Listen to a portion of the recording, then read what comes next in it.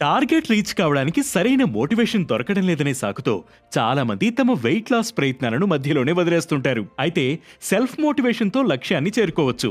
ఇందుకోసం కొన్ని టిప్స్ పాటిస్తే సరిపోతుంది. అదేంటో ఇప్పుడు చూద్దాం. మీరు అసలు ఎందుకు వెయిట్ లాస్ అవ్వాలని అనుకుంటున్నారో క్లారిటీ తెచ్చుకుని దాని గురించి మీ డైరీలో రాసుకోండి. రోజు వాటిని చదవడం ద్వారా అవి మీకు ఓ రిమైండర్లా పనిచేస్తాయి.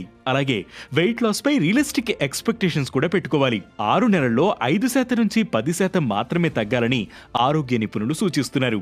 180 పౌండ్స్ అంటే 82 కిలోలు ఉంటే 6 నెలల్లో 4 నుంచి 8 కిలోలు తగ్గడం బెటర్. అదే 250 పౌండ్స్ అంటే 113 కిలోలు ఉంటే 6 నుంచి 11 కిలోలు మాత్రమే తగ్గాలి. జిమ్ లో చేరడం లేదా వెయిట్ మేనేజ్మెంట్ యాప్స్ లో ఎన్రోల్ అవ్వడం వల్ల మీ వెయిట్ లాస్ లక్ష్యానికి కట్టుబడి ఉండవచ్చు. అలాగే మీ లైఫ్ స్టైల్ కు సరిపోయే వెయిట్ లాస్ ప్లాన్స్ పెట్టుకోవాలి. తిండి మానేస్తేనే వెయిట్ లాస్ టార్గెట్ రీచ్ అవుతామనే అపోహను మీ మైండ్ నుంచి తీసేయాలి. కఠినమైన డైట్లతో సడన్ గా వెయిట్ లాస్ అయితే భవిష్యత్తులో మళ్లీ బరువు పెరిగే అవకాశం ఉంది.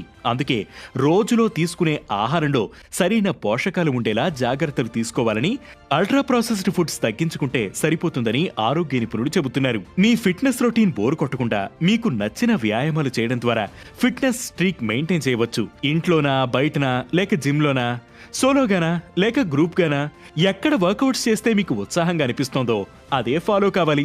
ఇన్స్పిరేషనల్ బ్లాగ్స్ లేదా స్టోరీస్ చదవడం ద్వారా కూడా మీ వెయిట్ లాస్ కు మోటివేషన్ దక్కుతుంది. వెయిట్ లాస్ జర్నీ గురించి ఎప్పటికప్పుడు డైరీలో రాసుకోవడం, మీ వెయిట్ లాస్ లక్ష్యం గురించి, సాధించిన ప్రోగ్రెస్ గురించి పాజిటివ్ గా ఆలోచించడం వంటివి చేస్తే టార్గెట్ రీచ్ అవడం సులువవుతుంది.